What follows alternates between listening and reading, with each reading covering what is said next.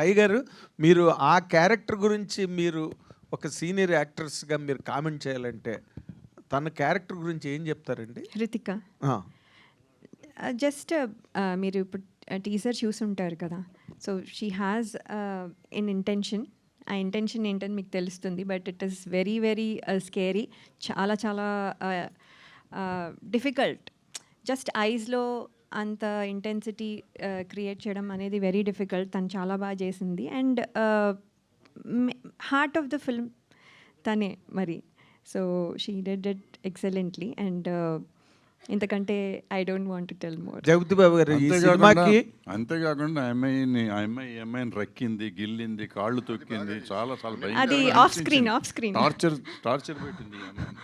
Off screen Jagapathi Babu గారు, ఇప్పుడు మీరు ఈ కథను మీరు చెప్పినప్పుడు మీకు ఎక్కడైనా ఒక ఇన్స్పిరేషన్ ఉన్నదా మీకు? లేకపోతే ఒరిజినల్గా మీరు ఏంటి, హౌ డిడ్ ఇట్ జనరేట్ అండి? కాదు, అంత ఇంట్రెస్టింగ్ ఎలిమెంట్ వదిలేసి ఈమె స్క్రాచ్ చేసింది అంటే అది పట్టించుకోకుండా మళ్ళీ కథకే వస్తాడు నాగేంద్ర. దాంట్లో చాలా థ్రిల్లింగ్ ఉంది. అది ఒక సీనియర్ ఆర్టిస్ట్ ఆడపిల్ల ఇంకో ఆడపిల్ల స్క్రాచ్ చేసింది, అది బాగుందంట. ఏం చెప్పాలి, చూపించమ్మా. Okay, sorry.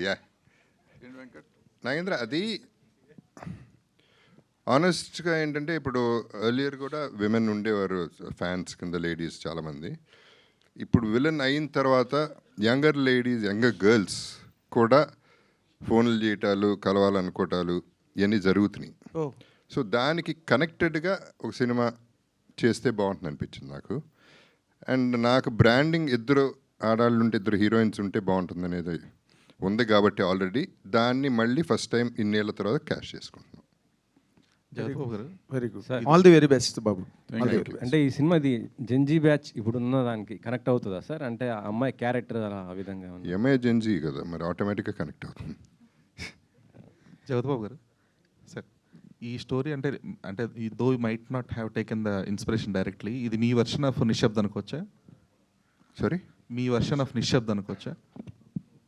ఇది అన్ని మిక్స్ ఉంటుందండి. It's a cocktail. అంటే there will be, it's not as straight as that. There will be twists. ఆ ట్విస్ట్సే కావాలి కదా సినిమాకి. So that is what I believed in. అందుకని అంటే ఇది ఇక్కడ ఒక చిన్న ఇది ఏంటంటే డైలాగులు వాటిలో కూడా ప్రతిదీ కూడా బాగుండాలి, ప్రతి మాట గుచ్చుకోవాలి, ప్రతి దాంట్లో ఒక ట్విస్ట్ ఉండాలి, ఒక ఫీల్ ఉండాలి అనే దీని మీద అనుకున్నాం. And that's what we try to achieve అనమాట. అంటే ఆ టైంలో కూడా లైక్ నిశ్శబ్ద్ రిలీజ్ అయినప్పుడు కూడా it has some unconventional things. So ఇక్కడ is it being conventional or unconventional? It will be conventional mostly, little unconventional. కావాల్సినంత డోస్ అన్నీ ఉన్నాయి. సార్ భరద్వాజ్ గారు, సినిమా ఎప్పుడు రిలీజ్ సార్? ఈ సమ్మర్లో రిలీజ్ చేస్తారా? ఈ సమ్మర్ రిలీజ్ చేద్దాం. మే 14th అనుకుంటున్నాం. బట్ సెన్సార్ ఇవన్నీ ఉన్నాయి కదా, so depends on much on sensor. చాలామంది సమ్మర్ కొద్దిగా ఐపీఎల్ ఎఫెక్ట్ ఉండి మొత్తం అన్ని సినిమాలు పోస్ట్ పోన్ అవుతున్నాయి. అందుకే పెద్ద సినిమాలు కూడా రెడీగానే ఉన్నాం. సెన్సార్ అయితే ప్రాబ్లీ 14 అనుకుంటున్నాం. సెన్సార్ అవ్వకుండా డేట్లు చెప్పకూడదు కదా, సో ప్రాబబిలిటీ చెప్తున్నాను. గతంలో వేసుకున్నారు కదా సార్, అంటే డేట్ అనౌన్స్ చేసి ఫస్ట్లో చేసేవాళ్ళు చేస్తారమ్మా. నేను చట్టానికి బద్దుండే ఉంటాను కాబట్టి చట్టబద్ధంగా చెప్తున్నాను. ఈ మధ్య కొద్దిగా అంటే పర్సంటేజ్ మాట్లాడుతున్నారు కదా, ఫస్ట్ నుంచి ఏదో కొద్దిగా మాకు పర్సంటేజ్ అలా ఇస్తేనే థియేటర్లో రిలీజ్ చేస్తామంటున్నారు. మరి అది మీకు ఇప్పుడు అసలు నేను పుట్టిన కాడి నుంచి పర్సంటేజ్ అడుగుతున్నాను, పర్సంటేజ్ ఆడతాను సినిమాలు. నేను కానీ నారాయణమూర్తి గారి సినిమాలు కానీ పర్సంటేజ్ ఆడతారు, మేము అట్లాగే ఉంటాం. సో దానికి మాకు డిస్ప్యూట్ లేదు థియేటర్స్తో. కానీ గిల్డ్ వాళ్ళు ఒప్పుకోవట్లేదు కదా, మీరు ఇప్పుడు ఎలా? గిల్డ్ వాళ్ళకి సంబంధం ఏమో, గిల్డ్ వాళ్ళు ఒప్పుకుంటారు. ఎందుకంటే ఆల్రెడీ ఇప్పుడు రిలీజ్ అవుతున్న సినిమాల్లో మెజారిటీ సినిమాలు పర్సంటేజ్ మీద ఆడుతున్నాయి. సో దాని మీద లేదు. పైగా మన క్వశ్చన్స్ టైం లేదు, తక్కువ టైం ఉంది. జనరల్ క్వశ్చన్స్ వద్దు, సినిమాని గురించి మాట్లాడదాం. సినిమా అంటే మీ సినిమా కూడా ఎఫెక్ట్ పడుతుందో పడదు, పర్సంటేజ్ ఆడుతున్నాం. Thank you. భరద్వాజ్ గారు, సార్ చరిత్ర చిత్ర బ్యానర్ని చాలా గ్యాప్ తర్వాత మళ్ళీ చూస్తున్నాం. సో మీరు ఇంతకుముందు సినిమా చేసినప్పటికీ ఇప్పుడు ఈ సినిమాకి మధ్య పరిస్థితులు చాలా మారినాయి. సో యాజ్ ఒక సీనియర్ ప్రొడ్యూసర్గా మీరు గమనించిన తేడా ఏంటి అసలు ప్రొడక్షన్ సైడ్? నేను పచ్చని సంసారం ఒక సినిమా తీశాను. 6 రోజులు అక్కడ అదేమంటారు ఏవిఎం స్టూడియోలోనే పడుకున్నాం, అన్ని పనులు చేసుకుంటాం. 6 రోజుల్లో నాకు డిసెంబర్ 27 మొదలెడితే 27 పొద్దున మొదలెడితే డిసెంబర్ 31వ తారీఖు 5వ రోజు రాత్రి కాపీ చూడగలిగా. కానీ ఈ సినిమాకి దగ్గర దగ్గర 2 నెలలు ల్యాబ్లోనే పడుకుని ఉంటే ఇప్పుడు రేపు చూస్తున్నాం. అంత తేడా ఉంది.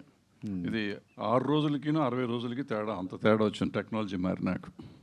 అంటే ఓన్లీ టెక్నికల్గానా లేదంటే మేకింగ్లో ఏమన్నా? టెక్నికల్గానే ఏం లేదు. ఇప్పుడున్న క్వాలిటీ వచ్చేటప్పటికి ఏంటంటే డిజిటల్లో క్వాలిటీ రావాలంటే ప్రతి దీంట్లో ముక్కగా చేయాలి. ఇవన్నీ ఏంటంటే డైరెక్ట్గా వచ్చేసేది కదా.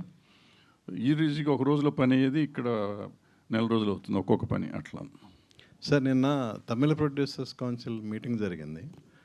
వాళ్ళు 8 వీక్స్ 6 వీక్స్ స్మాల్ ఫిలిమ్స్కి 8 వీక్స్ పెద్ద సినిమాలకి ఓటీటీ విండో కావాలనేది వాళ్ళు బలంగా వినిపించారు వాయిస్. బట్ వేరేజ్ మన తెలుగు ఇండస్ట్రీకి వచ్చేతలకి majority of present producers oppose చేస్తున్నారు. మీ ఒక సీనియర్ ప్రొడ్యూసర్గా మీ ఒపీనియన్ ఏంటి? ఇప్పుడు వద్దన్నాను కదా. బట్ ఏమైనా మొదటి నుంచి మనం 8 వారాలు కావాలని అడుగుతున్నాము. బట్ ఇప్పుడు కాదు, వేరేగా చర్చిద్దాం ప్లీజ్, ఎందుకంటే టైం లేదు ఇక్కడ, టైం కాన్స్టెంట్. మేము సినిమాని గురించి ఏదైనా మాట్లాడదాం. అది కావాలంటే నేను సపరేట్గా వస్తాను, మీకు ఏదైనా అడగండి, ఎన్ని గంటలైనా మాట్లాడతాం. సార్ బాబు గారు ఇక్కడ సార్. సో లయ మేడం ఇందాక టీజర్లో చూస్తే యోగి ఫ్యామిలీలోకి వచ్చిన వాళ్ళందరికీ ఇంటికి పిలిచి విషయం పెట్టి చంపేస్తూ ఉంటుంది. సో మరి మీ వదల ఫ్యామిలీ వరల్డ్లోకి వచ్చిన థియేటర్కి సో ఎట్లాంటి ఎంటర్టైన్మెంట్ ఉంటుంది? కేవలం ఓన్లీ ఫ్యామిలీ డ్రామా మాత్రమే ఎంగేజ్ చేస్తుందా? ఇంకా అదర్ దాన్ మీరు అనుకున్న పాయింట్ ఎంతవరకు వాళ్ళని అట్రాక్ట్ చేస్తుంది సార్? వాళ్ళు కూడా చంపేస్తాం. థియేటర్లో కూర్చోబెట్టి చంపేస్తారా? అంటే కోడి రామకృష్ణ గారి భాషలో చంపేయటం అంటే బ్రహ్మాండం అని, అది ఆ బ్రహ్మాండం అది.